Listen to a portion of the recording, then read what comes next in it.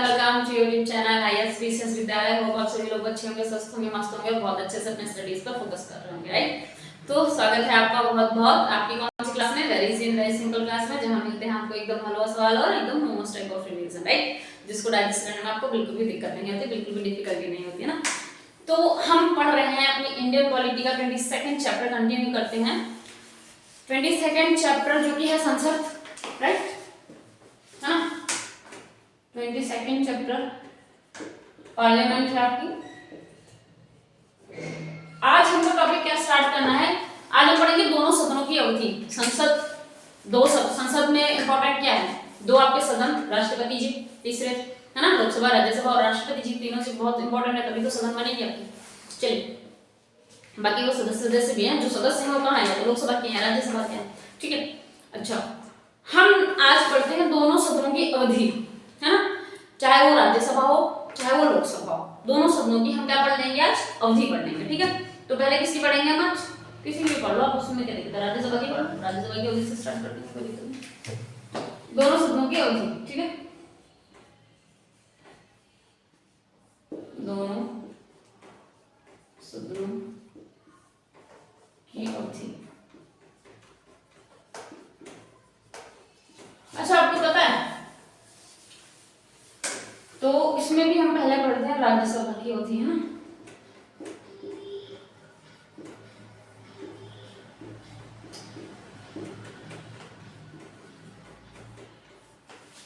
राज्यसभा की अवधि, राइट। देखिए, 1952 में राज्यसभा की स्थापना हुई थी, है ना। राज्यसभा एक ऐसी संस्था है जो कंटिन्यू चलती रहती है, कंटिन्यूटी में रहती है, मतलब ऐसा नहीं है स्थायी बोल सकते हो, परमानेंट बोल सकते हो, बोल क्या सकते हो, एक्चुअली में यही है, परमानेंट है, स्थायी है।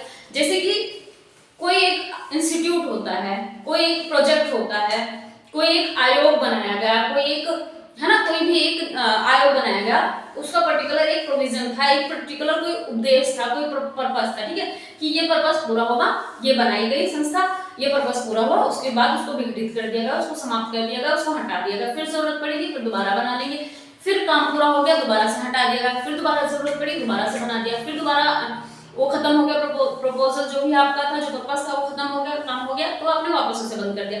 पर जो राज्यसभा है ये क्या स्थायी है, स्थायी सदन है आपका, ये हमेशा बना रहता है। ऐसा नहीं है कि आज बनाया आपने और कल आपको क्या करो, इसको विघटित कर दो। तो सबसे पहली बात की क्या है, राज्यसभा एक स्थायी संस्था है, राइट, स्थायी सदन है आपका। लेट मी चेक विजिबल करने में, ये बड़ी दिक्कत देता है, इतना तो है, हाँ, ठीक है। ये कैसा सदन है आपका? स्थायी सदन है ना, स्थायी संस्था है, स्थायी सदन है, जो भी बोल दो। अच्छा, ये कब? 1951 लिख लो, 1952 में स्थापना है, में स्थापित। मैं नहीं चाहती यार कि कहीं पे आपका ना किसी भी वजह से आपका एक आध नंबर कट जाए, है ना। नेगेटिव मार्किंग तो दूर की बात है, एटलीस्ट इंडियन पॉलिटी में आई वांट कि आपका एक भी आधा भी नंबर डिडक्ट हो, ठीक है। तो बेसिकली ये क्या है, ये आपकी एक स्थायी संस्था है जिसका आपको कभी विघटन नहीं हो सकता, ये कंटिन्यू चलती रहती है। हाँ, एक चीज जरूर होती है कि हर 2 वर्ष पर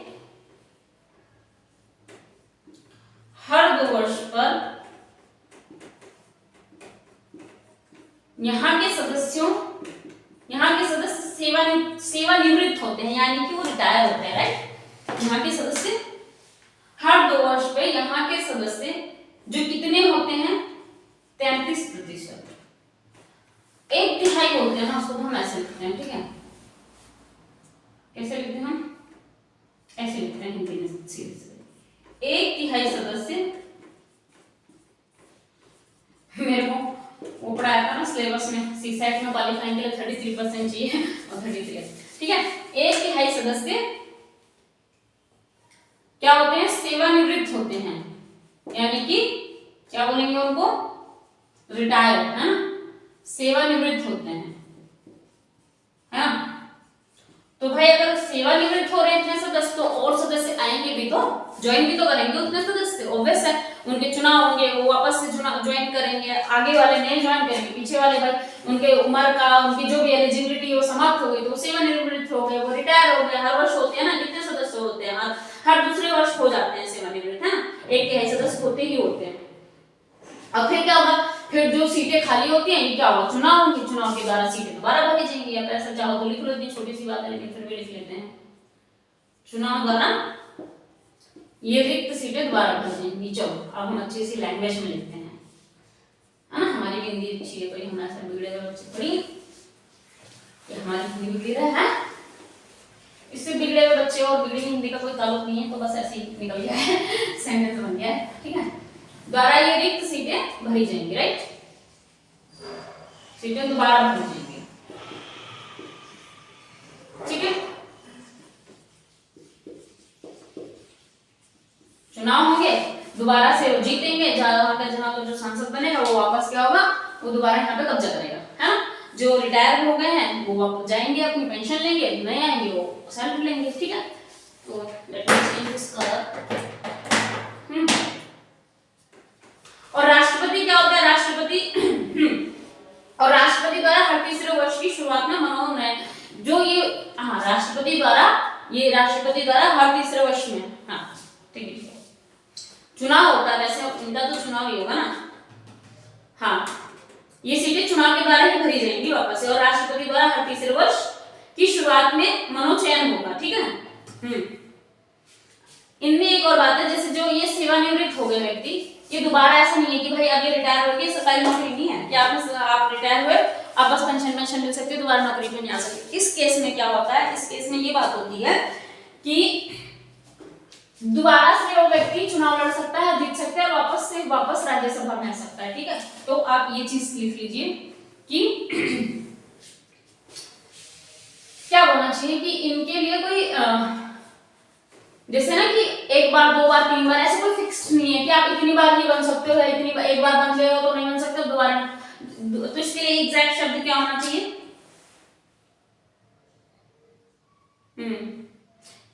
मतलब वो कितनी बार भी चुनाव लड़ सकते हैं ना।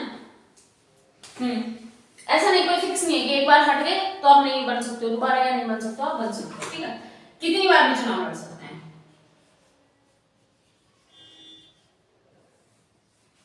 कितनी बार भी चुनाव लड़ सकते हैं,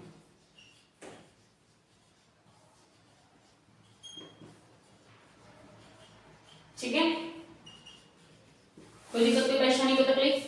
यहाँ तक ये राज्यसभा की अवधि के बारे में बताया जा रहा है, राज्यसभा के जो सदन है आपका उसके बारे में ये बात कही गई है। जो भी समझ आ रहा हो तो बता दो, जो नहीं समझ आ रहा हो बता दो, ठीक है। इनके लिए कोई समय भी पदावधि निर्धारित नहीं है ना, पदावधि निर्धारित नहीं की थी कोई भी। उसके बाद क्या हुआ, इसे संसद पर ही छोड़ दिया गया था ना, कि जब हमारा संविधान बना था तो क्या था, राज्यसभा के सदस्यों के लिए पदावधि निर्धारित नहीं की थी, है ना, ये समझ में।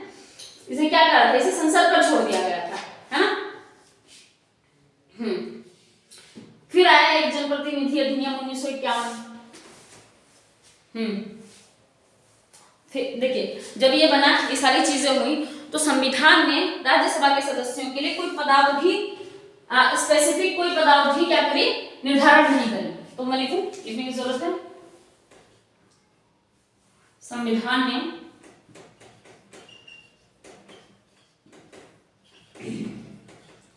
राज्यसभा सदस्य के लिए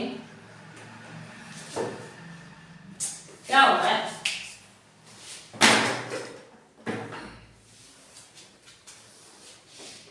सदस्य के लिए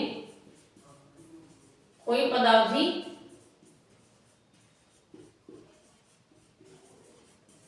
निर्धारित नहीं।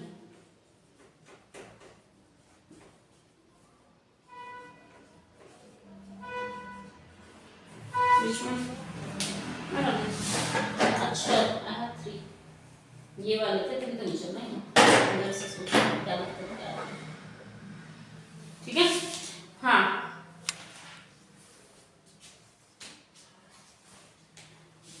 संविधान ने राज्यसभा के लिए कोई पदावधि नहीं निर्धारित की, इसे संसद पर छोड़ दिया, है ना। क्या किया, इसे संसद पर छोड़ दिया।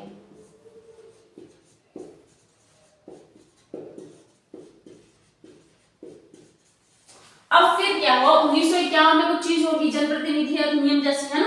1951 के आधार पर जनप्रतिनिधि अधिनियम 1951 के आधार पर संसद ने कहा कि राज्यसभा के सदस्यों की पद अवधि, मतलब जितने समय तक वो अपने पद पर रहेंगे, वो अपनी पोस्ट पर रहेंगे, वो कुछ स्पेसिफिक ईयर्स करे, वो कितने कर दिए उन्होंने, 6 साल के, ना।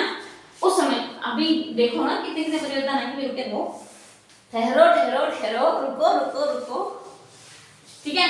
इसे संसद पर छोड़ दिया, और फिर जनप्रतिनिधि अधिनियम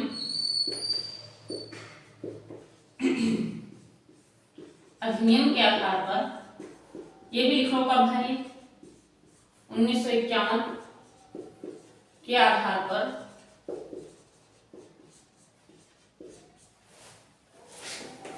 राज्यसभा के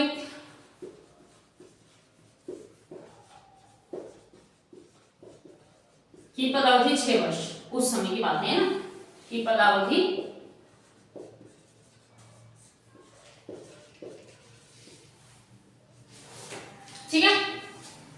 6 वर्ष की बात की गई उस समय, है ना। 6 साल की होनी चाहिए ऐसा बोला गया ना उस समय, अभी भी लिखो 6 वर्ष होनी चाहिए होनी चाहिए। आपको तो मेंस के लिए भी लिखना है भाई, तगड़ी प्रिपरेशन चाहिए। हाँ बस ठीक है, चलो। अच्छा कौन कौन, चलिए कोई,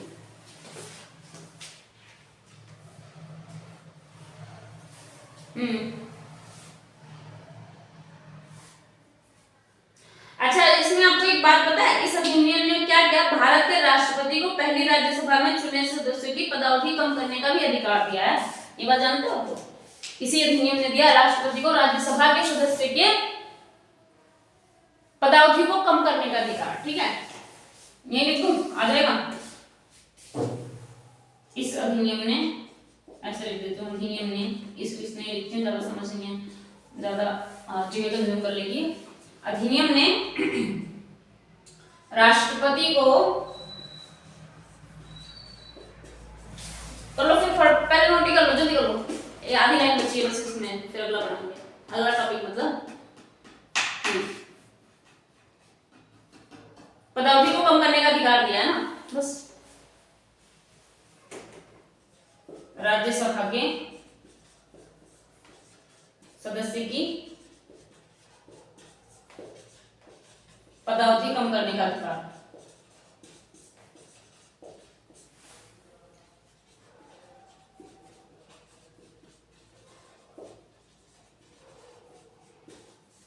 आगे बात समझ में कहीं कोई दिक्कत, कोई परेशानी, किसी तरह का कोई डाउट हो तो फटाफट से बता दीजिए, कमेंट बॉक्स में कमेंट भर दीजिए, मैं चेक भी कर लेती हूँ एक बार को, फिर भी नहीं दिख रहा हो, कोई इश्यू आ रहा हो तो, है ना।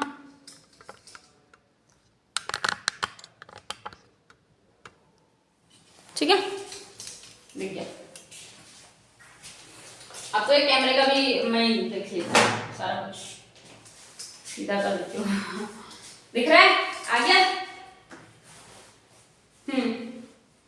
और पहले बेंच में ये तय हुआ कि लॉटरी के आधार पर सदस्यों को सेवानिवृत्त किया जाएगा, है ना, ये भी तो पता है।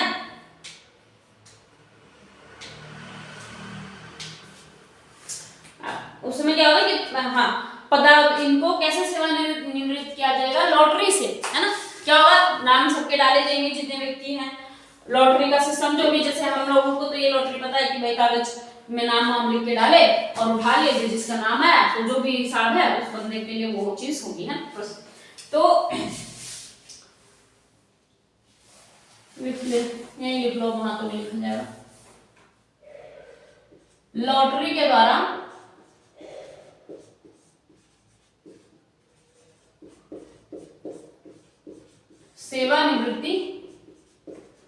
सेवानिवृत्त किया जाएगा, ऐसे लिख लो आप,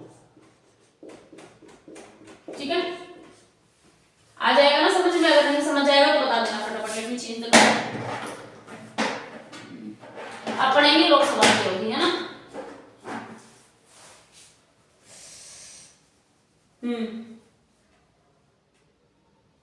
राज्यसभा से अलग है ना, लोकसभा जारी रहने वाली संस्था नहीं है ना। वो क्या थी, वो कंटिन्यू होती, कंटिन्यू। आप पढ़ लेते हैं राज्यसभा की होती, ठीक है, ओ सॉरी लोकसभा की होती।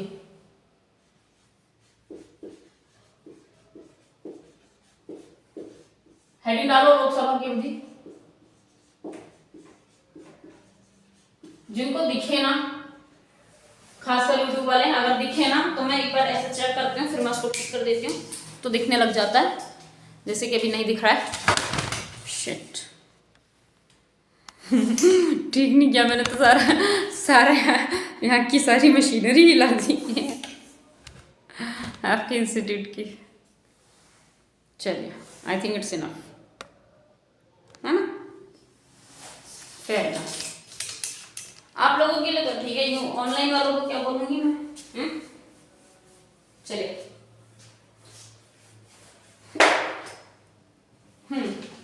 ये क्या है, जारी रहने वाले, मतलब एक कंटिन्यू है ना, लोकसभा है ना, वो राज्यसभा की, ये लोकसभा है, तो ये क्या है, जारी रहने वाली संस्था नहीं है ना, कंटिन्यू रहने वाली संस्था नहीं है। तो हम क्या लिख लेते हैं, जारी रहने वाली संस्था नहीं है, ठीक है। कोई दिक्कत, कोई परेशानी, कोई तकलीफ, कोई दुख, कोई दर्द है तो फटाफट से बता दो, पेन किलर दे देते हैं आपको फटाफट से। इंडियन पॉलिटी की किताब सुना देंगे, इससे बड़ा पेन किलर क्या है। अच्छा, आप जानते हैं कि लोकसभा कैसे बनती है आपकी। लोकसभा ऑलमोस्ट 5 वर्ष के लिए होती है।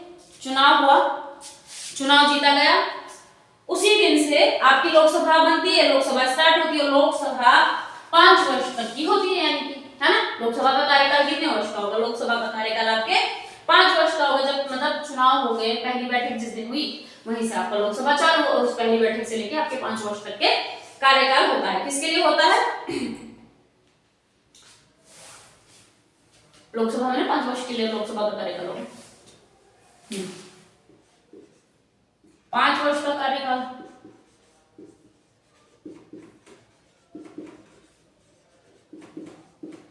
इसके बाद खुद विघटित हो जाएगी ये, ठीक है, खुद, स्व, सेल्फ, है ना।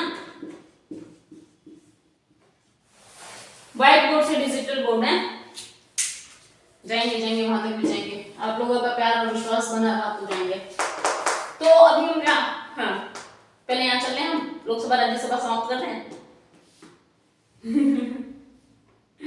अच्छा, ये तो है कि ये एक तरह से ये नॉर्मल प्रोसीजर है, जो है कि आपका क्या सीन है कि ये 5 वर्ष तक के लिए रहेंगे। लेकिन आपको पता है कि राष्ट्रपति जी एकमात्र ऐसे हथियार हैं, एकमात्र उनको ऐसा अधिकार है जहां पर वो लोकसभा को क्या कर सकते हैं, वो लोकसभा को किसी भी क्षण विघटित कर सकते हैं, किसी भी समय समाप्त कर सकते हैं, राइट।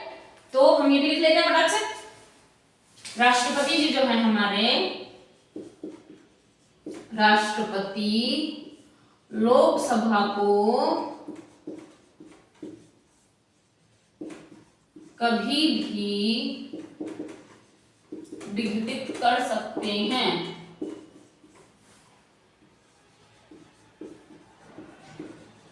देखिए, अगर कहीं नहीं समझ आ रहा है ना, तो कुछ भी ऊबड़ खाबड़ करने से अच्छा है कि पूछ लीजिए, है।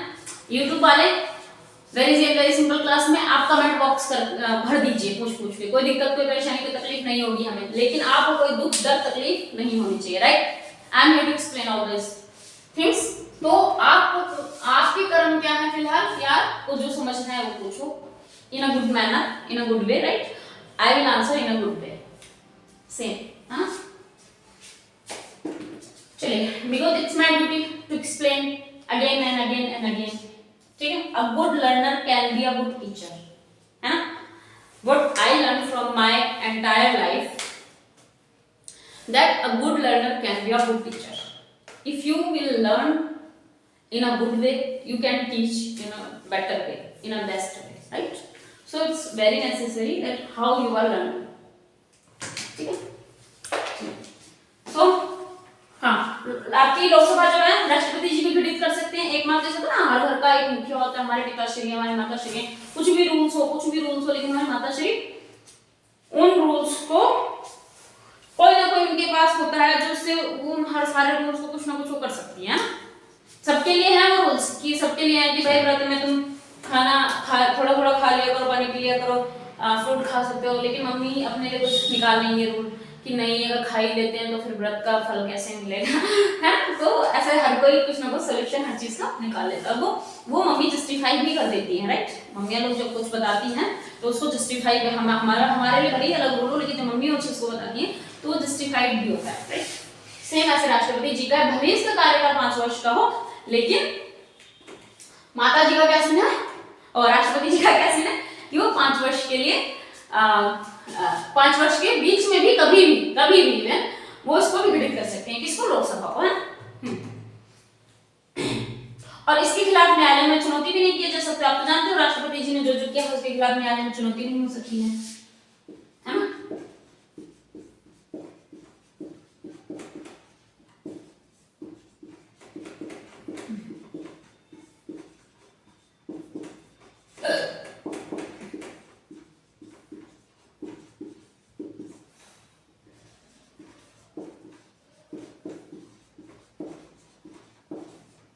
ठीक है, पूर्ण विराम लगा दें, पूर्ण विराम। और कुछ? अच्छा, ये भी जानते हो कि जैसे आपातकाल लग गया है तो उस समय क्या होगा, उस समय आपकी लोकसभा एक बार में 1 साल के लिए बढ़ाई जा सकती है ना। अगर क्या लगा होगा, इमरजेंसी है, तो इमरजेंसी की सिचुएशन में लोकसभा 1 साल में एक बार के लिए बढ़ाई जा सकती है। आई मीन एक बार में 1 साल के लिए बढ़ाई जा सकती है, ठीक है। तो लिख लेते हैं हम, आपातकाल में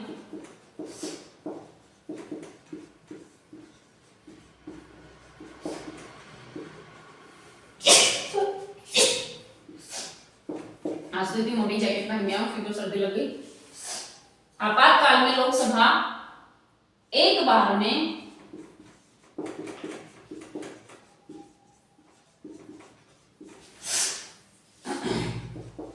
एक साल के लिए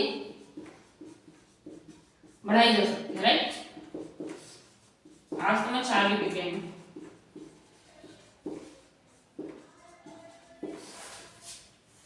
ठीक है, क्या होगा जब आपात की स्थिति होगी तो एक बार में 1 वर्ष के लिए आपकी लोकसभा जो है वो बढ़ाई जा सकती है ना। लेकिन जब आपातकाल खत्म हो जाता है तो उसके बाद मात्र 6 महीने के अंदर, यानी कि 6 महीने खत्म होते ही इसको खत्म कर देना होगा, इसको समाप्त कर देना होगा, राइट। उसके बाद कहने का मतलब नहीं बढ़ाया जा सकता है ना।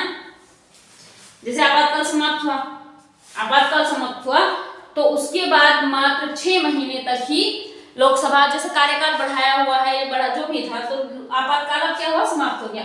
तो आपातकाल समाप्त होने के मात्र 6 महीने तक वो रह सकता है, लोकसभा रह सकती है, उसके बाद नहीं बढ़ाया जा सकता उसको।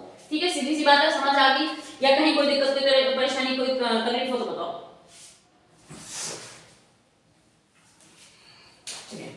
लिख देती हूँ, आपातकाल समाप्त होने पर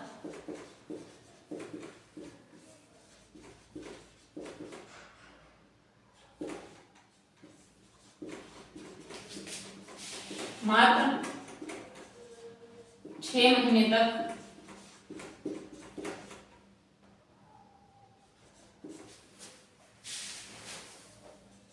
की अवधि रखी जा सकती है। मतलब अवधि को 6 महीने, जैसे आपातकाल आज खत्म हुआ तो आज के 6 महीने बाद तक ही इस अवधि को रखा जा सकता है, उसके बाद समाप्त करना ही करना होगा। आई बात समझ में? आपातकाल लगा उस समय एक बार में 1 वर्ष के लिए, यानी कि कई वर्ष के लिए बढ़ा दोगे। आज एक बार में 1 वर्ष के लिए बढ़ा दिया, फिर उसके कुछ समय बाद एक बार में 1 वर्ष के लिए बढ़ा दिया, फिर अगले वर्ष में एक बार। कोई इसकी स्पेसिफिक गिनती नहीं है कि कितनी बार आप बढ़ा सकते हो, ठीक है, लेकिन बढ़ाओगे एक बार में सिर्फ 1 साल के लिए, राइट। कोई क्वेश्चन, कोई तकलीफ, कोई दुख, कोई दर्द, कोई तकलीफ? देखिए, मेरी एक ही बात है, थोड़ी सी किस्मत और ज्यादा सी मेहनत। देखिए, किस्मत बहुत मायने रखती है हर चीज को खराब करने में, इतना याद रखना। किसी भी चीज को ठीक करने में चाहे किस्मत का रोल हो या ना हो, लेकिन किसी चीज को खराब करने में किस्मत का रोल बहुत होता है, क्योंकि जनरली 99% लोग ये बोलते हैं मेरी किस्मत ये है, बट एक्चुअली में बात क्या है कि थोड़ा सा ही रोल होता है किस्मत का, चाहे अच्छाई की तरफ हो चाहे बुराई की तरफ हो, वो लेकिन बहुत बड़ा रोल निभा जाता है वो, है ना। तो थोड़ी सी किस्मत और ज्यादा सी मेहनत इज इक्वल टू सक्सेस, ये मेरी खुद की लाइन है। तो अपने हिसाब से देख लो, मेहनत तो भर के करो, किस्मत तो किस्मत जाने, मेहनत तो भर के करना आपके हाथों में है, राइट। चलो फिर फटाफट से पढ़ो, कोई दुख कोई दर्द कोई तकलीफ हो तो फटाफट से बता देना, कमेंट वाले कमेंट में बता देना, है वीडियो वाले।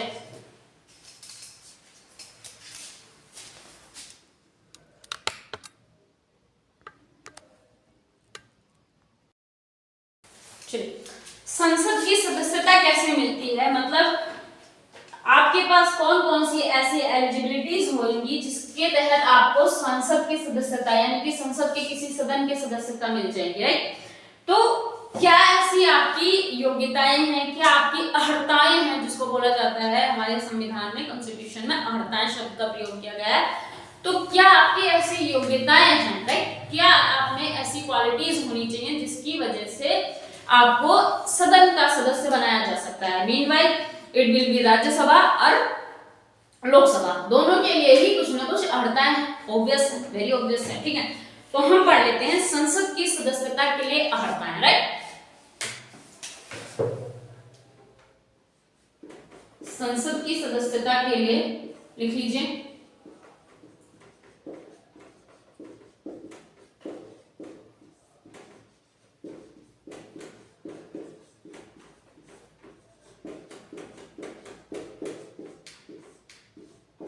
अच्छा आपको एक बात बताती हूँ, एक बात बताती हूँ, आप इसको लिखते हो पढ़ते हो, बट रिवीजन कौन कौन करता है? बिना रिवीजन के एग्जाम क्लियर होत नहीं बच्चा, ठीक है। क्या है, जैसे कि रटंत विद्या चलंत नहीं, वैसे क्या है, आप रट तो सकते नहीं हो, है ना। तो आपको रिवीजन की तो जरूरत ऑब्वियस पड़ेगी, क्योंकि एक बार में आप कितना समझ लोगे, है ना। यूपीएससी के पास आपका जो सिलेबस है, it is a vast syllabus, right. इतना छोटा सिलेबस नहीं है, it is a vast syllabus, right. तो आपको इसको पढ़ने के लिए एक बार में किसी को समझ नहीं आता भाई, वी आर नॉट मशीन्स, है ना, कि हम कोई वो ऋतिक रोशन नहीं है उस मूवी के कि एक बार पढ़ा भाई इस पेज पे ये वाला शब्द लिखा होता, नहीं, ऐसा नहीं है। By human being you can not do that, ठीक है। एक बात बताती हूँ, एक दिन की बात बताती हूँ, अपने एग्जांपल से रिलेट कर पाओगे शायद आप। क्या था, मैं ऑफिस गई, हमारा पियोन नहीं आया हुआ था, जो एमटीएस था वो नहीं आया था, तो मुझे रूम खोलना था। मैं गई, मैं चाबी मेरे पास थी, मैंने रूम खोला क्या मतलब जैसे कि मैंने ताला खोला, ठीक है। ताला खोल के मैं गेट को धक्का दे रही थी, गेट खुल नहीं रहा है, मैं 2-3 बार धक्का दे चुकी हूँ और गेट खुल नहीं रहा है। आप इमेजिन कर सकते हो कि वो गेट क्यों नहीं खुल रहा था भाई, क्योंकि मैंने कुंडी नहीं खोली थी, मैंने सिर्फ ताला खोला था, मैंने कुंडी नहीं खोली थी। And I was pushing the door, but वो ओपन नहीं हो रहा था। होगा भी क्यों भाई, कुंडी तो खोली नहीं मैंने। तो सेम आप समझिए क्या कहना चाह रही हूँ, कि जो आपका ताला खोलना है ना, वो आप यूपीएससी की बुक्स लिया है, यूपीएससी का सिलेबस लिया है, you have all the books of UPSC syllabus, but you are not revising them. Even आप सभी लोगों ने उसको इतने बड़े सिलेबस को एक बार पढ़ लिया है, but it is not enough to crack UPSC. You have to revise. Multiple times of revision need है, multiple times of revision की जरूरत है आप लोगों को। तो मैंने क्या, जो ताला खोला था वो इतना है कि आप बुक्स ले आए और बुक्स को आपने एक बार पढ़ भी लिया, मैं ये भी बोलूँ, बट आपका रिवीजन करना, जब तक वो कुंडी नहीं खुलेगी, जब तक आप रिवीजन नहीं करोगे, मैं रूम में एंटर नहीं हो सकती हूँ जब तक मैं कुंडी नहीं खोलती, राइट। ताला खोल के बिना कुंडी खोले मैं एंटर नहीं हो सकती थी रूम में। सेम वही बात मैं बताना चाह रही हूँ कि आप बुक्स ले आओ, बुक्स पढ़ लिया, पर अगर रिवीजन नहीं करो तो यूपीएससी क्रैक नहीं होगी, राइट।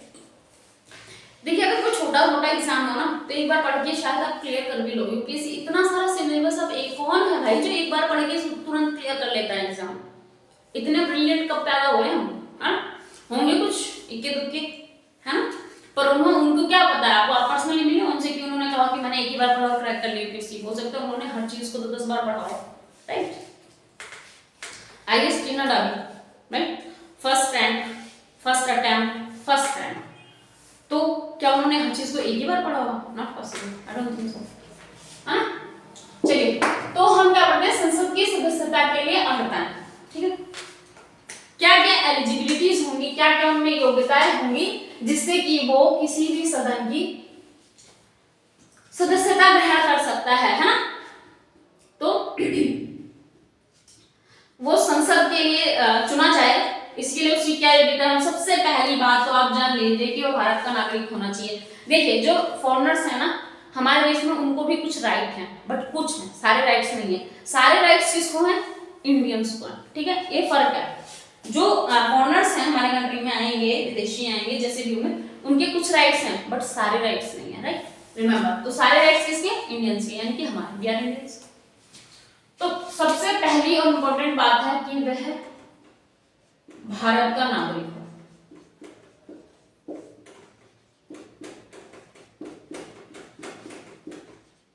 पहली जो नीड है वो क्या है, जो पहली अर्हता है, पहली योग्यता है वो क्या है कि वो आपका जो है वो भारत का नागरिक होना चाहिए, है।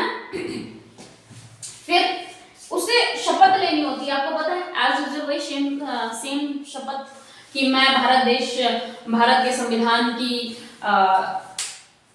रक्षा करूंगा, निष्ठा बनाए रखूंगा, मैं अखंडता और समरूपता का ध्यान रखूंगा। बट ये किसके लिए? जो इस प्रोसीजर के लिए जिसको अध्यक्ष बनाया गया है ना, एक पूरी प्रोसीजर के लिए कुछ कमेटी तैयार की गई होगी कि संसद के लिए कौन शपथ सुनेगा, कौन शपथ जो शपथ कराई जाएगी तो ओथ कौन दिलाएगा, बेसिकली वो शपथ होता है। तो चुनाव आयोग होगी। चुनाव आयोग एक व्यक्ति को अधिकृत करता है, राइट। चुनाव आयोग, तो हम ऐसे लिख सकते हैं कि चुनाव आयोग द्वारा अधिकृत व्यक्ति के सामने शपथ लेनी होगी, राइट। चुनाव आयोग द्वारा अधिकृत, चुनाव आयोग एक व्यक्ति को जिम्मेदारी देगा, अधिकृत करेगा, नियुक्त करेगा कि भाई आप लोगों के सामने ये बंदे ओथ लेंगे, शपथ लेंगे, ठीक है। द्वारा अधिकृत व्यक्ति के समक्ष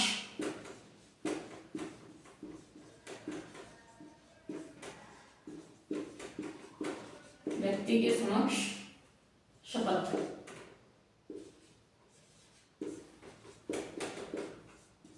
अच्छा, शपथ में क्या होगा?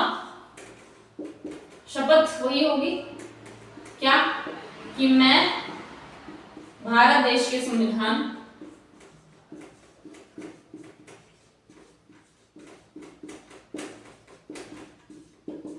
के प्रति सच्ची श्रद्धा और निष्ठा रखूंगा, है।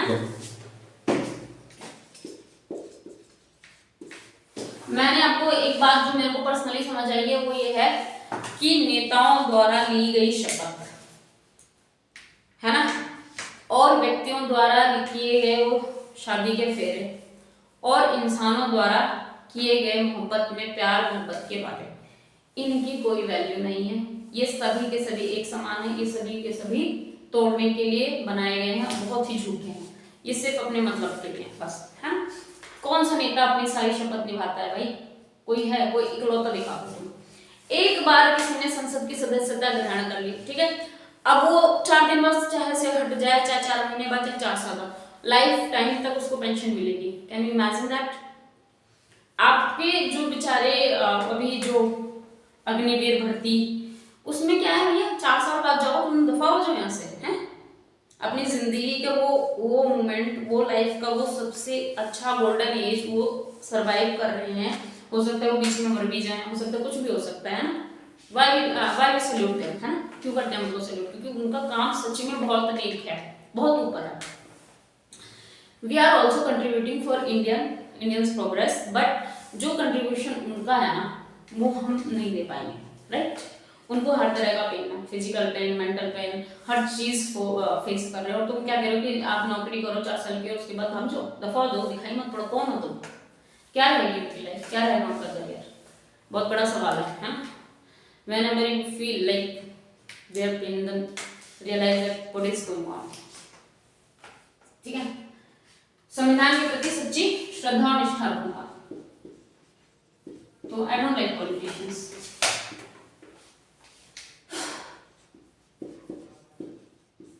निष्ठा रखूंगा।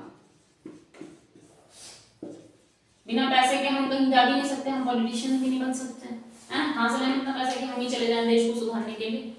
नहीं कर पाएंगे हम, हम भी इतना पैसे नहीं, बिना पैसे के बढ़ ही नहीं सकते हमारी पॉलिटिक्स में, टिकट नहीं मिलेगी, मसला है करोड़ों रुपए। ठीक है, ठीक है। तो क्या है, मैं भारत देश के संविधान के प्रति सच्ची श्रद्धा और निष्ठा रट लो भाई, रट लो। ये लाइन हर शपथ में आती है, जितने भी व्यक्ति आपकी शपथ लेंगे, ठीक है। हर चोर हो व्यक्ति, चाहे वो बेईमान हो, दगाबाज हो, खूनी हो, कातिल हो, कैसा भी व्यक्ति हो, करप्ट हो, लेकिन अगर वो शपथ ले रहा है, आके मंत्री पद ग्रहण कर रहा है, आपका सांसद बन रहा है, सदन का सदस्य बन रहा है, कुछ भी है, तो वो शपथ में अपने इन शब्दों का प्रयोग अवश्य ही करेगा, इसके बिना उसकी शपथ अधूरी है। ठीक है। और क्या होता है, मैं देश की एकता, अखंडता, समृद्धता बनाए रखूंगा, है ना। एकता, अखंडता, समृद्धता बनाए रखूंगा।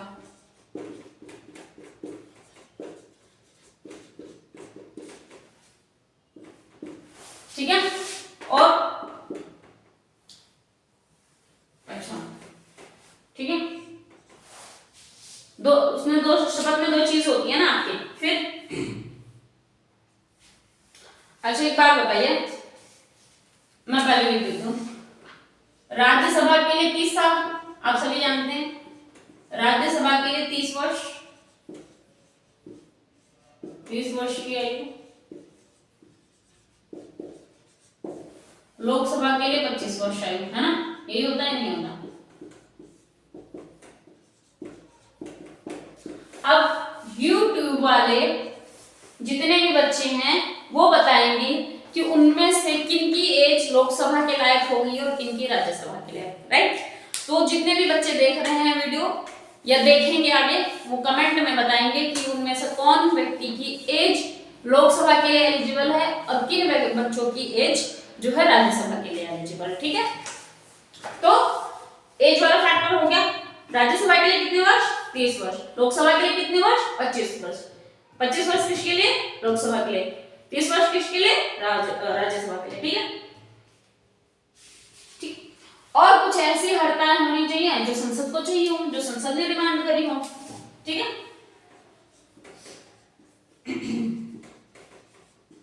कुछ ऐसी हड़तालें जो संसद ने मांगी।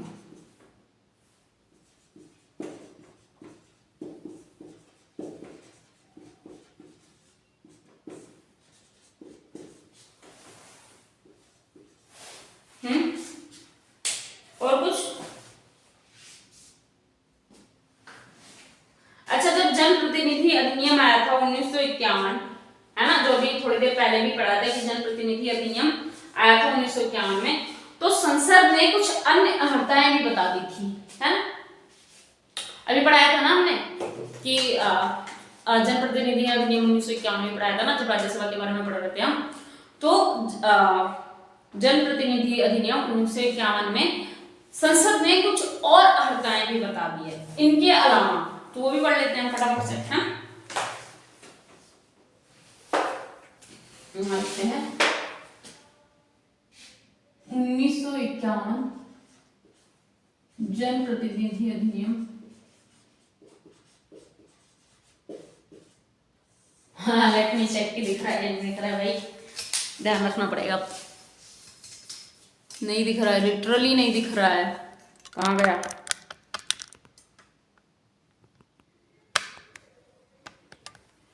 चलिए मैं नीचे लिख देती हूँ, है ना। यहाँ नहीं दिख रहा है, नीचे लिखती हूँ थोड़ा सा, यहाँ लिखती हूँ 1951 जनप्रतिनिधि अधिनियम। ठीक है,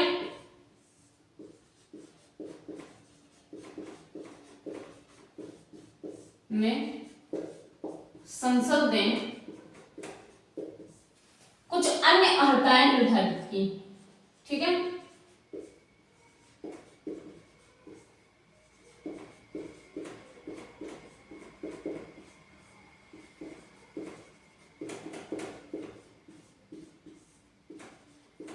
ठीक है।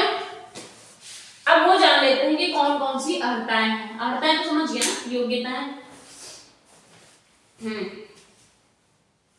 अब हाँ, वैसे मतदाता तो होना ही चाहिए ना। हाँ,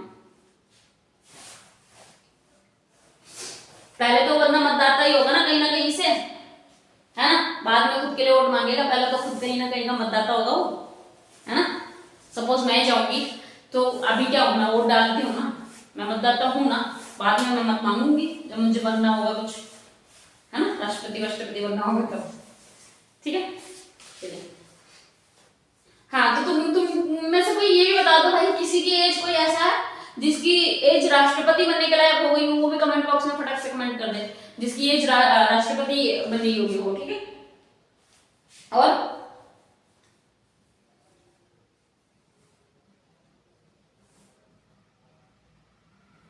अगर कोई व्यक्ति आरक्षित सीट पर चुनाव लड़ना चाहता है तो उसे क्या होगा, किसी राज्य या संघ राज्य क्षेत्र में अनुसूचित जाति या जनजाति का सदस्य होना चाहिए, है ऐसी बात है। दो कुछ ऐसी इन्होंने बताया है, वो पढ़ लेते हैं पहले। वो क्या है, 1951 वाले में क्या बात कही गई है, पहली कि अगर कोई व्यक्ति रिजर्वेशन वाली सीट से चुनाव लड़ना चाहे, आरक्षित सीट से अगर कोई लड़ना चाहता है चुनाव, यदि कोई आरक्षित सीट से चुनाव लड़ना चाहे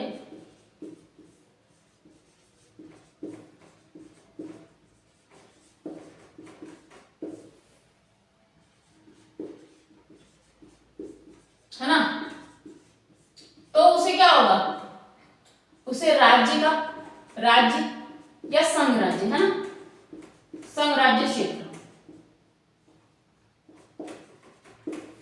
क्षेत्र के अनुसूचित जाति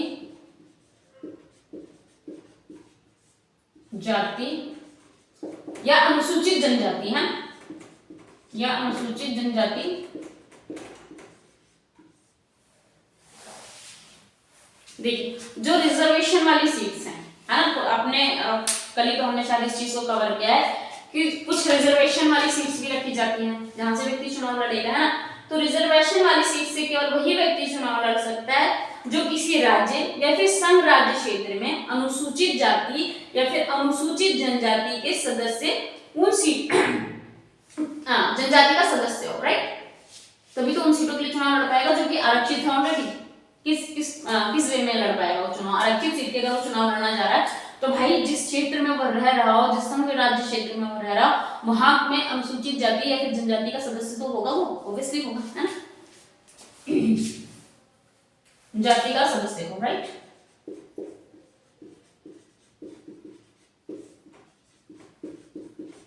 मानते इस बात को, ये नहीं मानते।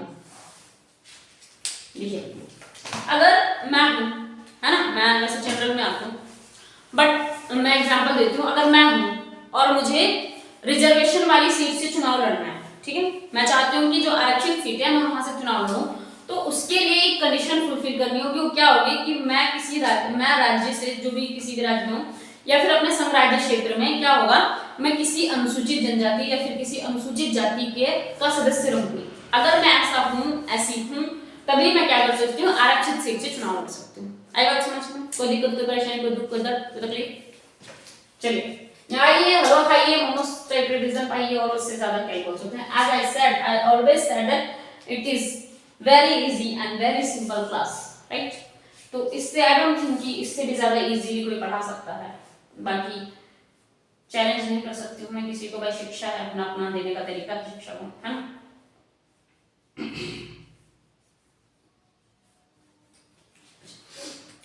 अब आप ये मत सोच लेना कि जो आरक्षण वाले व्यक्ति हैं वो सिर्फ आरक्षित सीटों से ही चुनाव लड़ सकते हैं। जैसे एग्जांपल दिया कि वो व्यक्ति अनुसूचित जाति या जनजाति, अगर आरक्षित सीट की बात है, आरक्षित सीट के लिए चुनाव कौन लड़ सकता है, तो सिर्फ आरक्षित व्यक्ति ही लड़ सकता है, चाहे वो अनुसूचित जनजाति का अनुसूचित।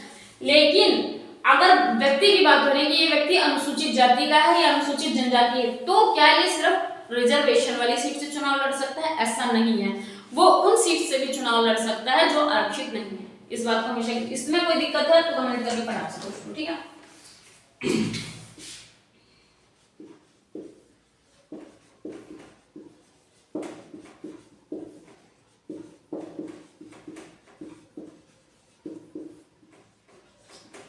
कोई व्यक्ति जो अनुसूचित जाति या अनुसूचित जनजाति से है वह उन सीटों के लिए भी चुनाव लड़ सकता है जो आरक्षित नहीं है, जो आरक्षित नहीं है। आई बात समझ में? ये क्या है? ये 1951 की जन प्रतिनिधि अधिनियम में जो अर्हताएं निर्धारित की गई संसद द्वारा संसद का सदस्य बनने के लिए। ठीक है, आगे बात समझ में? कोई दिक्कत, कोई परेशानी, कोई दुख, कोई दर्द जो नहीं क्लियर हो रहा हो मुझे बता दीजिए फटाफट से। फिर निहत्ताएं पढ़ेंगे। अर्हताएं और निहत्ताएं में क्या फर्क है? थोड़ा सा आप लोगों के लिए हो सकता है भारी भरकम से शब्द, भारी भरकम तो नहीं पर थोड़ा सा कम सुना सा शब्द हो सकता है। अर्हताएं मतलब एलिजिबिलिटी, ठीक है, कि बंदे को रख सकते हैं, क्वालिफिकेशन अच्छी है, ये है वो है, मतलब उसके गुण। और निहत्ताएं यानी कि डीमेरिट्स, है ना, यानी कि अवगुण, वो कौन सी कमियां हैं जिनके तहत उनको नहीं रखा जा सकता है, कौन सी ऐसी सिचुएशंस हैं जिनके तहत उनको इस की सदस्यता नहीं मिल सकती है, वो है निहत्ताएं। और कौन सी ऐसी क्वालिटीज हैं जिनके तहत उनको सदस्यता मिल सकती है, वो है अर्हताएं। तो अर्हताएं और निहत्ताएं, निहत्ताएं मतलब ना, ठीक है, अर्हताएं मतलब हाँ, बस इतना समझ लो, ठीक है। तो अब हम पढ़ लेते हैं निहत्ताएं, ठीक है।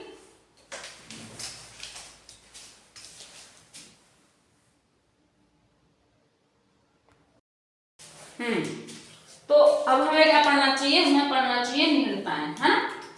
ये बात तो समझ आएगी कि निहत्ताएं किसको बोल रहे हैं, है ना। निहत्ताएं मतलब ना, है, जिसकी वजह से जो कमियां हैं, डीमेरिट्स हैं, जिनकी वजह से संसद की सदस्यता नहीं मिल सकती है। तो हम पढ़ लेते हैं, खाली निहत्ताएं लिख दो तो समझ आ जाएगा, ऐसा तो नहीं संसद की सदस्यता की निहत्ताएं ऐसे लिखने की जरूरत पड़े। संसद की सदस्यता की निहत्ताएं लिखो, खाली निहत्ताएं, समझ जाओगी ना। चलिए, पहली बात तो आपने सुना ही होगा, वो भारत देश का अगर नागरिक नहीं है, यदि वह भारत देश का नागरिक ना हो,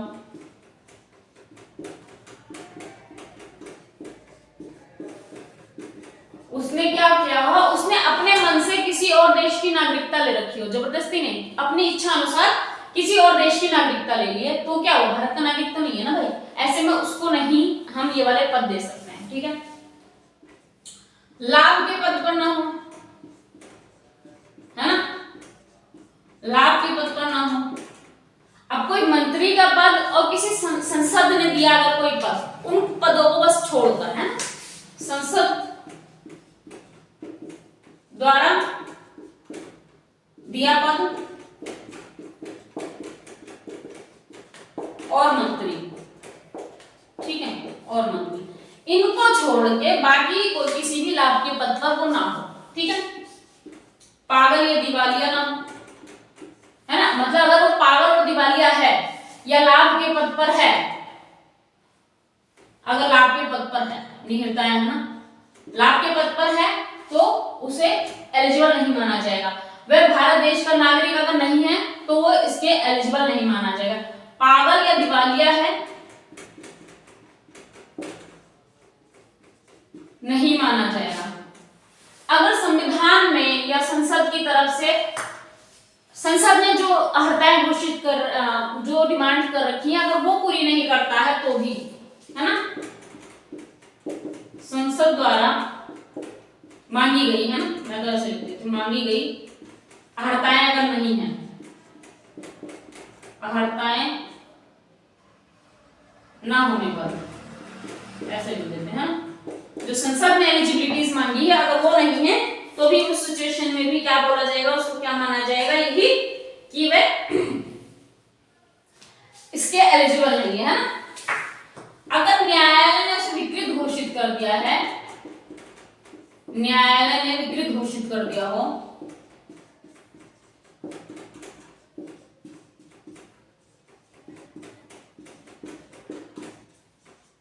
मतलब उसको इस पद के लिए ठीक नहीं माना जा रहा है, विकृत, कहीं ना कहीं कुछ ना कुछ खराबी, कुछ कमी है ना, कुछ गड़बड़, तो इस सिचुएशन में न्यायालय ने घोषित किया भाई नहीं बना सकते उस बंदे को आप संसद का सदस्य नहीं बना सकते हो, ठीक है। और कोई बात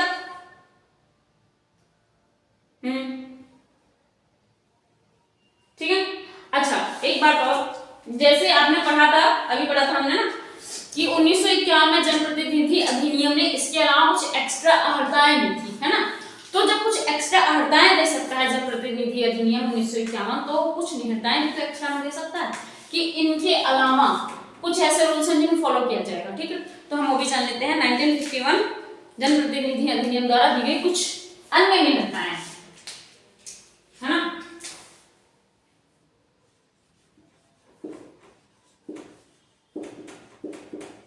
जनप्रतिनिधि अधिनियम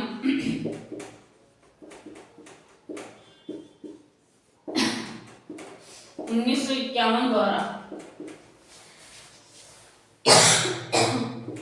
दी गई कुछ अन्य निहिताएं, दी गई नहीं, तय की गई, है ना, ऐसे लिखना चाहिए, द्वारा तय की गई। ये अच्छा लग रहा है, ठीक है। कौन कौन सी हैं ऐसी कुछ आपके एक्स्ट्रा आते हैं, है ना। सीधी सी बात है, अगर वो भ्रष्ट पाया गया है ना, व्यक्ति अगर भ्रष्ट पाया गया है ना चुनाव में, कि इसने करप्शन किया है, इसने लोगों को दारू देके चुनाव वोट लेने की कोशिश की, इसने लोगों को पैसे देके खरीदने की कोशिश करी है, तो भ्रष्ट हो गया, करप्ट व्यक्ति हो गया, है ना। तो ऐसी सिचुएशन में क्या कर दिया जाएगा, अपराध में चुनाव भ्रष्ट आचरण के तहत दोषी करार, है ना।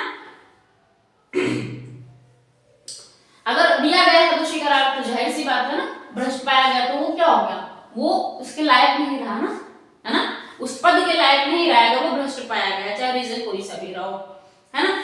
या फिर किसी अपराध में उसे 2 वर्ष या उससे भी ज्यादा की सजा वगैरह दी गई हो, है ना। अपराध में दोषी करार बेसिकली, है ना, अगर वो दोषी करार हो गया है और उसे कम से कम कितने वर्ष की सजा, 2 वर्ष या उससे अधिक की, है ना, सजा हुई हो, तो ऐसे में क्या होगा, वो बंदा इसके लिए एलिजिबल फिर नहीं होगा। अपराध सिद्ध होने पर 2 वर्ष या उससे ज्यादा, यार क्या बताना इजी है, चलिए ज्यादा समय की सजा नहीं हो। अगर इसे दिख नहीं रहा होगा तो मेरे बोलने के हिसाब से लिख लेना कि दूसरा क्या है, या पहला तो भ्रष्ट पाया गया हो, चाहे चुनाव में उसने वोट खरीदने की कोशिश करी, बाय पैसा, बाय दारू, जैसे भी कर रहा हो, जो भी कर रहा हो, करप्शन किया, फिर कुछ गलत काम किया, ठीक है। दूसरा अपराध सिद्ध हुआ है उस पे कोई, जिसके तहत उसे 2 वर्ष या 2 वर्ष से ज्यादा की सजा दी गई है, तो दोनों ही हालात में क्या है, जनप्रतिनिधि अधिनियम 1951 ये कहेगा कि भाई तुम एलिजिबल नहीं हो संसद की सदस्यता ग्रहण करने के, दोनों शब्दों में से किसी का भी सदस्य बनने के लायक तुम नहीं हो, ठीक है। और तीसरी क्या शर्त होनी चाहिए, अगर उन्हें कुछ पैसे मिलते हैं, आप सभी जानते हो चुनाव के तहत चुनाव का पूरा प्रचार प्रसार करने के लिए एक अमाउंट मिलता है, एक बड़ा अमाउंट मिलता है, लेकिन एक निर्धारित समय जो उनको मिला है, अगर उसमें वो पूरे पैसे को कैसे कहां खर्च किया उसका ब्यौरा नहीं दे पा रहे हैं तो भी, ठीक है। चुनाव क्या सेंटेंस होना चाहिए, चुनाव निर्धारित समानों थी, है ना, ऐसे कहते हैं, निर्धारित समय में चुनाव पर किए गए खर्च का ब्यौरा ना दे पाने पर, खर्च का ब्यौरा ना दे पाने पर, है ना, ठीक है। ये ऐसे भी हो सकता है जैसे कि पता चल जाए उनको कि इतना, देखिए फिक्स अमाउंट होता है, मिलता ही मिलता है, सभी को मिलता है चुनाव का प्रचार प्रसार करने के लिए, तो वो पैसे कहाँ कैसे खर्च हुए इसका ब्यौरा। अच्छा, ब्यौरा तो वैसे इस बात का भी होना चाहिए कि इतना पैसा जो खर्च करते हैं, इतना पैसा गलत चीजों में, उसका भी तो एक ब्यौरा होना चाहिए ना, कि भाई ये पैसा कहां से आया था, obviously it is black money ना, किसी का खून चूस के तुमने वो पैसा इकट्ठा किया, फिर किसी का खून चूसने में तुमने वो पैसा लगाया, राइट। समझो, वो जो पैसा खर्च करते हैं, पानी की तरह पैसा बहाते हैं जो नेता लोग होते हैं, ये क्या किसी की भलाई में बढ़ाते हैं, किसी प्रोग्रेस में बढ़ाते हैं? नहीं भाई, करप्शन करके पैसा लेते हैं, करप्शन में ही पैसा वो खर्च करते हैं, राइट। तो बेसिकली वो पैसा होता किसका है? हम जैसे इंसानों का होता है जो टैक्स भरते हैं, है ना। Meanwhile we are obviously we are paying tax, है ना, for everything, even for food, for clothes, for home, for everything, है ना। तो पैसा किसका है? हम लोगों का पैसा है, वो करप्शन करके ही लेते हैं, वो करप्शन करके ही उसको खर्च करते हैं, राइट। ऐसा नहीं वो अपने एंजॉय पे खर्च करते हैं, वो बहुत चीजों पे खर्च करते हैं, पर जो जो टाइम होता है चुनाव पीरियड वाला, इसमें जो खर्च करते हैं वो करप्शन के लिए खर्च करते हैं पैसा, है ना। वोट खरीदने के लिए, किसी को मारने के लिए, किसी सांप्रदायिकता फैलाने के लिए, कहीं किसी का शोषण करने के लिए, और बस यही सब फालतू चीजें करने के लिए, ठीक है। तो उन्होंने बोला कि निर्धारित समय में चुनावी खर्च का ब्यौरा देने से असफल रहा हो, ठीक है, और उसे सरकारी ठेका, काम या सेवाओं में कोई दिलचस्पी ना हो, है ना।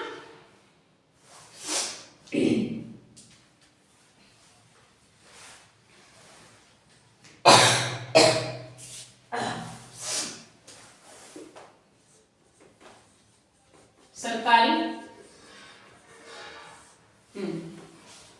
किसको? ये तो किसी भी नेता की बात है ना भाई। सरकारी ठेका, सरकारी काम में उसे कोई दिलचस्पी ना हो, ठेका सरकारी काम में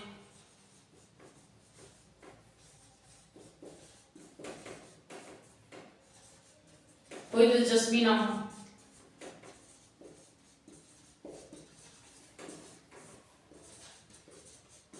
ठीक है। इस सिचुएशन में भी क्या है, वो बंदा नॉन एलिजिबल हो जाएगा, है ना। और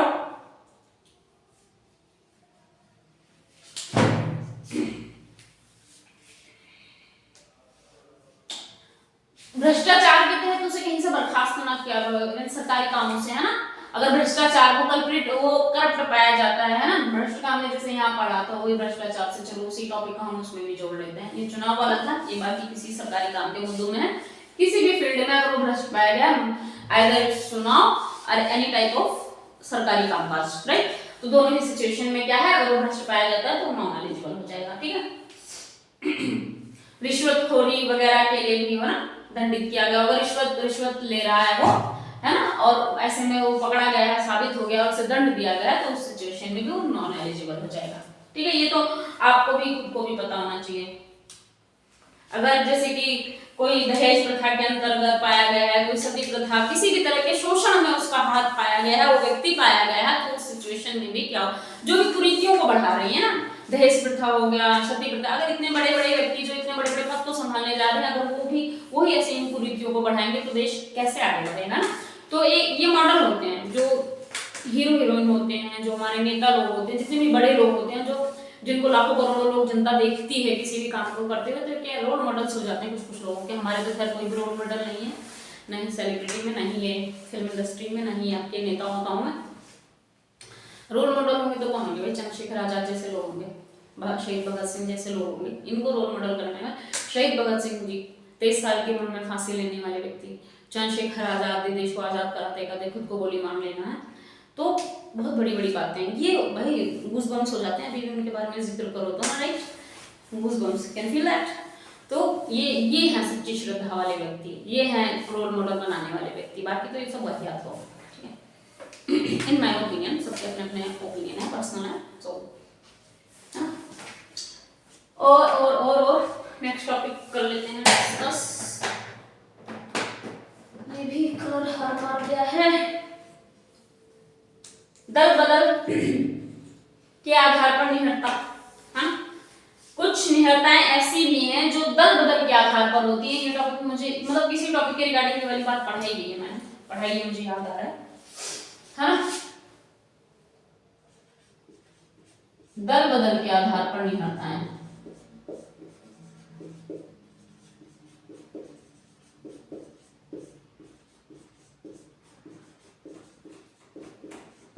What is the time by your watch?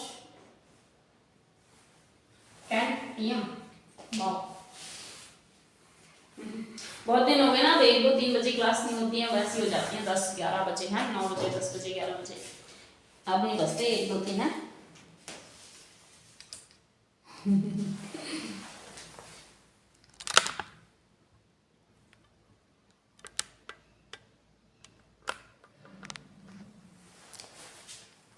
Camera घुमा देना ना, और क्या। अब मैं ये भी चेक करते रहती हूँ बीच बीच में कैमरे का है क्यों। चलिए, so the next topic is क्या, अच्छा हाँ, दल बदल के आधार पर निहिरता है ना।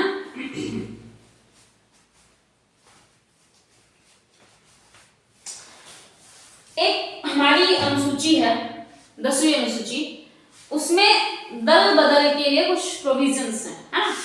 10वीं अनुसूची में दल बदल को लेके अगर कोई व्यक्ति दोषी पाया गया हो, है ना, जो 10वीं अनुसूची में बात कही गई है, अगर उसको लेके कोई व्यक्ति दोषी पाया गया है ना, तब की बात हो रही है जब 10वीं सूची, अभी 10वीं अनुसूची की बात कर रहे हैं, उसके हिसाब से पाया गया दोषी, तो क्या होगा, सदस्यों को दलबद्ध विधि के निम्नलिखित उपबंधों के तहत निहर्त करार दे दिया जाएगा। ठीक है, क्या है वो उपबंध, क्या उसमें बातें कही गई हैं, कौन सी ऐसी बातों का जिक्र किया गया है जिनके तहत, जिनको करने पर वो व्यक्ति नॉन एलिजिबल हो जाता है, एलिजिबल नहीं रह जाता, वो अपनी एलिजिबिलिटी खो देता है। किस चीज के लिए, संसद का सदस्य बनने के लिए। ठीक है, तो दल बदल के आधार पर 10वीं अनुसूची, 10वीं कैसा लिखा है, ऐसा लग रहा है 19 में लिखा है। 10वीं अनुसूची में दल बदल का दोषी पाया जाना, ऐसे लिख सकते हैं, नहीं तो आप बता दो कैसे लिख सकते हैं। दोषी लिखेंगे और क्या लिखेंगे, वो भी दोष है ना, वो दल बदल कर रहे हैं, वो भी तो दोष है ना। दल बदल का दोषी पाया जाने पर,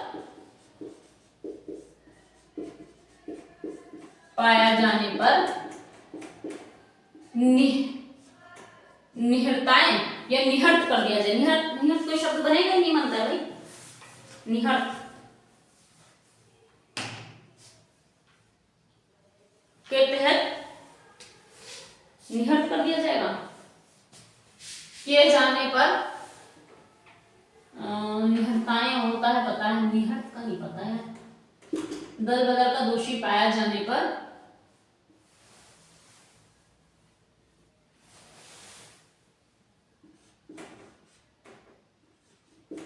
निर्हर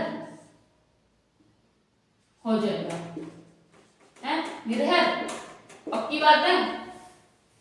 मुझे शब्द का ज्ञान है नहीं निर्हर का, वैसे आपके कहने पर लिख दिया मैं, ठीक है। ठीक है, अब वो कौन कौन सी बातें हैं जो इसमें आएंगी, जो 10वीं अनुसूची में बातें वो कौन कौन सी हैं जो आ रही हैं, जिनके तहत वो व्यक्ति निर्हर घोषित कर दिया जाएगा, राइट। ठीक है, जिसके तहत वो नॉन एलिजिबल घोषित कर दिया जाएगा, है ना, यानी कि उसकी अर्हताएं जिसके तहत नहीं रहेंगी, निहर्ताओं में आ जाएगा वो, है। तो निर्हर एग्जैक्ट वर्ड है ये सही वर्ड है, हाँ सही है, मेरे को लग रहा है सही शब्द है एकदम, निर्हर। ठीक है, अर्हताएं अरहर तो निहर्ताएं निर्हर ना, हाँ ठीक है, एकदम करेक्ट शब्द है। ठीक है, अगर वह स्वेच्छा से उस राजनीतिक दल का त्याग करता है जिस दल के टिकट पर उसे चुना गया है, पहली बात तो यही हो गई, सो इच्छा से उस दल से त्याग करे जिस दल के टिकट से, है ना, टिकट्स मिलती है ना लोगों को, टिकट पर उसे चुना गया। सीधी सी बात है। मान लो ऐसा होता है ना, आपने सुना है ना, जब जो राजनीति से जुड़ी जो मूवीज आती हैं वो ये चिल्लाते रहते हैं, वोट दिला दो, वोट दिला, ओ सॉरी, टिकट दिला दो, टिकट दिला दो, टिकट दिला दो, चाहिए मरने मारने को तैयार है टिकट लेने के चक्कर में। तो ये टिकट वाली जो बात है, ये बात यही है कि जिस, देखिए जो जो जो टीम्स होती हैं, जो दल होते हैं, वो क्या होते हैं, वही टिकट्स लेते हैं। आपने सुना हुआ एक व्यक्ति है, दुश्मन को दुश्मन दोस्त होता है। किसी टीम को हराने के लिए किसी ऐसे बंदे को उन्होंने टिकट दे दी अपनी इच्छा अनुसार ही, उनको बस हराने से मतलब था कि इस बंदे को हराना है, आ जाओ तुम्हें खड़ा कर देते हैं, तुम्हें दे दी टिकट। तो ये टिकट है भाई, क्या टिकट होती है कभी देखा नहीं अपने आंखों से भी मैंने ये टिकट है ना। क्या प्रोसीजर है ये टिकट का, ये पता है कि बस दल देते हैं टिकट है ना, उनके पास टिकट होती है, कुछ पैसे एक फिक्स अमाउंट होता है, उससे वो टिकट खरीदी जाती है। पर आज के समय में इंसान अपने जान माल और बेइंतहा माल पता नहीं कितना पैसा देता है टिकट खरीदने के लिए। वो जो फिक्स अमाउंट है उससे तो पता नहीं कितना ज्यादा अमाउंट लोग दे देते हैं टिकट। क्यों? क्योंकि उनको करप्शन करके इतना। और एक बात बताओ, अगर करप्शन करके आप उससे करोड़ों गुना नहीं ज्यादा कमा लोगे तो आप इतना पैसा दे कैसे देते हो? एक फिक्स अमाउंट है जो सरकार ने तय किया हुआ वो दो ना, उससे करोड़ों करोड़ों ज्यादा लोग क्यों दे देते हैं? उनको पता है हम खून चूस लेंगे जनता का और ये सारा पैसा 1000 गुना वसूल कर लेंगे, है ना। तो बस ऐसे इतना पैसा दिया जाता है। क्या कितना हम पॉलिटिक्स में जाए, जब तक हम खुद घुस नहीं जाएंगे ना पॉलिटिक्स में, हमें तो कोई टिकट देने से चले जाते हैं हम, कहाँ से लाएं टिकट के पैसे? टिकट के जो फिक्स पैसे एक बार वो तो हम अरेंज भी कर लें कैसे कैसे, लोन लेके EMI लेके, लेकिन जो एक्स्ट्रा पैसे आजकल समय में 10,000 गुना ज्यादा पैसे देने पड़ेंगे, तब भी शायद वो टिकट ना दें हम जैसे को भैया। ठीक है, अच्छा स्वेच्छा से टिकट वाला हो गया ना। अगर वह अपने राजनीतिक दल द्वारा दिए गए निर्देशों के विरुद्ध सदन में मतदान करता है या नहीं करता है ना। देखिए जिस भी दल का वो व्यक्ति है, उस दल ने उसे कुछ निर्देश दे रखे हैं, ठीक है। तो ऐसे समय में उन्होंने जो निर्देश दे रखा है, अगर वो उनके हिसाब से वोट करता है तो फिर, या नहीं करता है, वोट नहीं करता है उनके हिसाब से, तो भी वो क्या कर दिया जाएगा, वो निर्भर घोषित कर दिया जाएगा, वो यानी कि वो व्यक्ति निहरताओं में आ जाएगा, है ना। एक बात समझ में, किस सिचुएशन में होगा ये? निर्देशों के विरुद्ध सदन में मतदान करे, विरुद्ध में मतदान करे और फेवर में ना करे, है ना।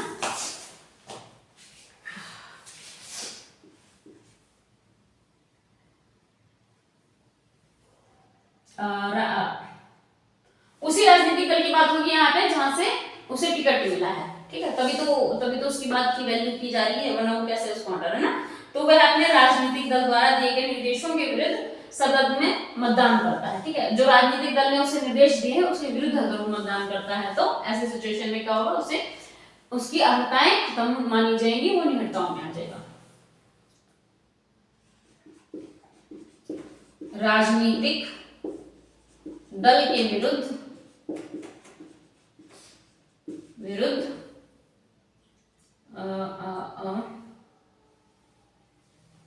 मतदान करें, है ना,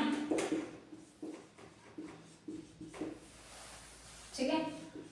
ऑब्वियसली जो बंदा तुम्हें टिकट दे रहा है, जो दल तुम्हें टिकट दे रहा है, जब तुम उसके अगेंस्ट चले जाओगे तो उसको इतनी पावर तो होती ही होगी कि भाई कहेगा चलो निकलो तुम, क्या एक छवि खराब हो गई होगी ना, मेरे हिसाब से तो ऐसे ही होता है, एक छवि खराब मान ली जाती होगी कि भाई इसने तो अपने ही राजनीतिक दल के निर्देशों का पालन नहीं किया, है ना। तो ऐसे सिचुएशन में इनको निर्भर घोषित कर दिया गया, है ना। और एक और बात होगी, आपने सुना है कभी कभी कि मैं निर्दलीय खड़ा हूं, मैं किसी दल का हूं ही नहीं भाई, मैं निर्दलीय हूं, मेरा खुद का जो मैं हूं बस मैं हूं और कुछ है ही नहीं, मेरे पास कोई दल है ही नहीं। अगर वो व्यक्ति निर्दलीय खड़ा हुआ है और बाद में वो किसी दल में मिल जाता है तो भी वो व्यक्ति क्या होगा, वो अर्हताओं से बाहर होगा, निहत्ताओं में शामिल हो जाएगा, है ना। क्या है, जब कोई व्यक्ति निर्दलीय चुना गया हो और उसके बाद किसी राजनीतिक दल में वो शामिल हो जाता है तो इंसान को ये लगेगा ना, हम जैसे को तो ये लगेगा ना, राजनीतिक दल में बाद में किसी राजनीतिक दल में शामिल, तो ये कहेंगे ना भाई अब चोर हो गया ये बंदा, है ना। निर्दलीय आए थे तो तुम निर्दलीय अपनी, अगर तुम चुने भी गए हो तो निर्दलीय और भी कुछ बड़ा कर पाओगे, जरूर सी बात है ना। निर्दलीय चुने जाने के बाद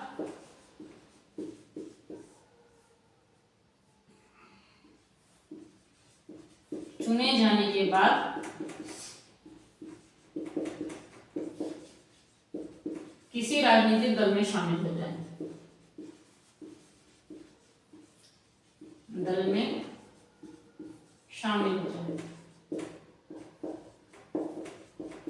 ये भी एक कैसी सिचुएशन मिल गई आपको, एक ऐसी सिचुएशन मिल गई जिसमें व्यक्ति निर्भर हो जाएगा। ठीक है,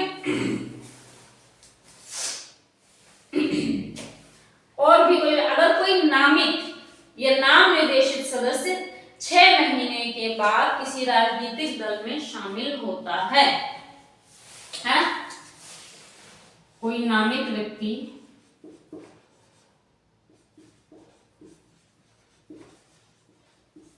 6 महीने बाद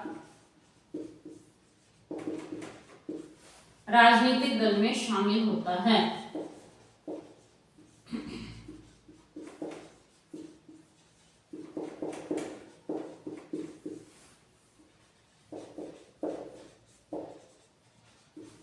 ठीक है।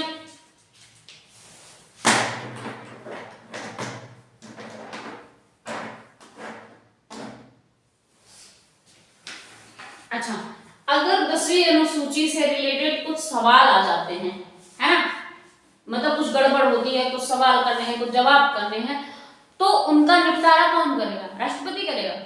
नहीं, राष्ट्रपति तो नहीं करेगा भाई। फिर कौन करेगा? किसको करना चाहिए? राज्यसभा में सभापति व लोकसभा में अध्यक्ष। ठीक है, किस सिचुएशन में बात हो रही है? 10वीं अनुसूची में निर्भरता के सवालों का निपटारा कौन करेगा? राज्य में सभापति, लोकसभा में अध्यक्ष, राष्ट्रपति जी नहीं करेंगे। ठीक है, ये मैं लिखवा देती हूं आपको। 10वीं अनुसूची के सवालों का निपटारा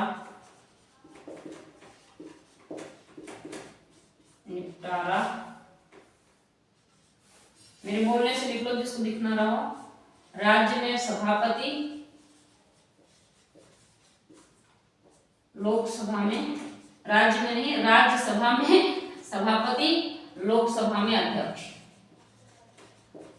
करेंगे ना, राष्ट्रपति बिल्कुल नहीं करेगा सबको। ठीक है, 10वीं अनुसूची में निर्भरताओं के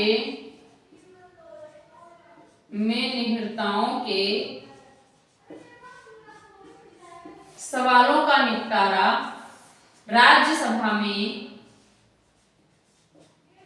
सभापति, लोकसभा में अध्यक्ष करेगा। चाहो तो ब्रैकेट में लिख दो कि राष्ट्रपति नहीं करेगा, राष्ट्रपति नहीं करेगा। ठीक है, राष्ट्रपति नहीं करेगा।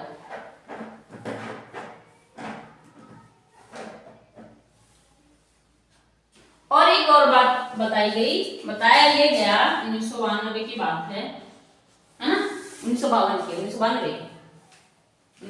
की बात है, उच्चतम न्यायालय ने बताई थी जो बात, क्या कि जो सभापति का होगा, ये क्या होगा, समीक्षा की जा सकती है, इसकी न्यायिक समीक्षा की जा सकती है। किसके निर्णय पर? सभापति या फिर अध्यक्ष जो है, इनके निर्णय की न्यायिक समीक्षा की जा सकती है। राष्ट्रपति की न्यायिक समीक्षा नहीं की जा सकती थी, आपने पढ़ा है पहले। 1992 में उच्चतम न्यायालय ने कहा कि इन निर्णयों की, मतलब इन निर्णयों के आप ऐसे लिख लो, सभापति और अध्यक्ष है ना, दोनों की, सभापति और अध्यक्ष के निर्णयों की न्यायिक समीक्षा की जा सकती है, बेसिकली है न्यायिक समीक्षा की जा सकती है। ठीक है, ये ब्रैकेट कर देते हैं इनको, ये सारी अलग बातें हैं, कोई कंफ्यूजन नहीं होना चाहिए। मैं इसको खोले में कर देती हूँ, है ना, आप लोग तो देख लो ना, यूट्यूब वाले के let me check this first. I know.